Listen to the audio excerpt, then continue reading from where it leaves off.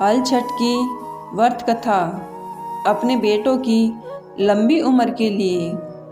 एक गवालिन गर्भ से थी। एक तरफ तो उसका पेट दर्द कर रहा था, दूसरी तरफ उसका दही दूध बेचने को रखा था। उसने अपने मन में सोचा कि यदि बच्चा हो जाएगा तो फिर दही दूध न बिक सकेगा, इस कारण जल्द जाकर बेच आना चाहिए। वह दही दूध की मटकिया सर पर रखकर घर से निकली। वह चलती हुई एक खेत के पास पहुंची। खेत में किसान हल जोत रहा था। उसी जगह स्त्री के पेट में अधिक पीड़ा होने लगी।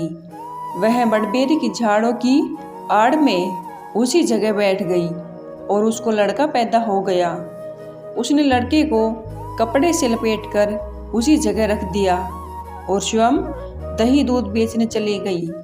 उस दिन हर छठ थी, परंतु ग्वाली ने अपने दही दूध को केवल भैंस का बताकर गांव में बेच दिया। इधर हल वाले के बैल विदक विदक कर खेत की मेड़ पर चढ़ गए। हल वाले को क्या मालूम था कि यहाँ बच्चा रखा है। दुर्भाग्यवश हल की नोक लड़के के पेट में लग गई। उसका पेट फट गया और वह मर भी गया। हल वाले को इस घटना पर बहुत दुख हुआ, पर लाचारी थी। उसने जड़बेरी की कांटों से लड़के के पेट में टाके लगा दिए और उसे यथास्थान पड़ा रहने दिया। इतने में गवाली दूध दही बेचकर आई। उसने जो देखा तो बालक मरा पड़ा था।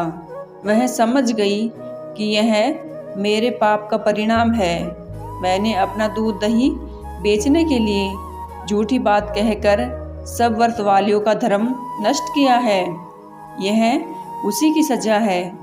अब मुझे जाकर अपना पाप प्रकट कर देना चाहिए। आगे भगवान की जो मर्जी होगी।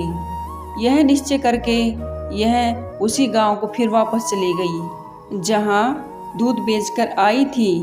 उसने वहां गली गली घूमकर कहना शुरू किया, मेरा दही दूध गाय भैंस का मिला हुआ था। यह सुनकर स्त्रियों ने उसे आशीर्वाद देने शुरू किए। उन्होंने कहा, तूने बहुत अच्छा किया जो सच सच कह दिया। तूने हमारा धर्म रखा, ईश्वर तेरी लज्जा रखे। तू बढ़े, तेरा पूत बढ़े। अनेक स्त्रियों के ऐसे आशीर्वाद लेकर वह फिर उसी खेत पर गई तो उसने देखा कि लड़का पलाश की छाया में पड़ा खेल रहा है। उसी समय से उसने प्रण किया कि अब अपना पाप छिपाने के लिए झूठ कभी न बोलूंगी, क्योंकि पाप का परिणाम बुरा होता है। जिस पाप को छिपाने के लिए झूठ बोला जाता है वह भी उम्र हो जाता है और झूठ बोलने का दूसरा पाप सिर चढ़ता है। कहा जाता है जब बच्चा पैदा होता है तब से लेकर 6 माह तक छठी माता बच्चे की देखभाल करती है, उसे हंसाती है, उसका पूरा ध्यान रखती है। इसलिए बच्चे के जन्म के 6 दिन बाद छठी की पूजा भी की जाती है। हल छठ माता की और बच्चों की। हल छठ पूजा में महिलाएं बेटे की दीर्घायु के लिए भगवान शिव व माता पार्वती की मूर्ति बनाकर पूजा करती है। भाद्रपद माह के कृष्ण पक्ष की षष्ठी तिथि को मनाया जाने वाला हर छठ व्रत है। यह पर्व भगवान श्री कृष्ण के ज्येष्ठ भ्राता बलराम जी के जन्मोत्सव के रूप में भी मनाया जाता है। बलराम जी का प्रधान शस्त्र हल तथा मूसल है, इसलिए उन्हें हलधर्वी कहा जाता है। इसी कारण इस पर्व को हल षष्ठी या हर छठ कहते हैं। इस दिन विशेष रूप से हल की पूजा करने और महुए की दातन करने की परंपरा है।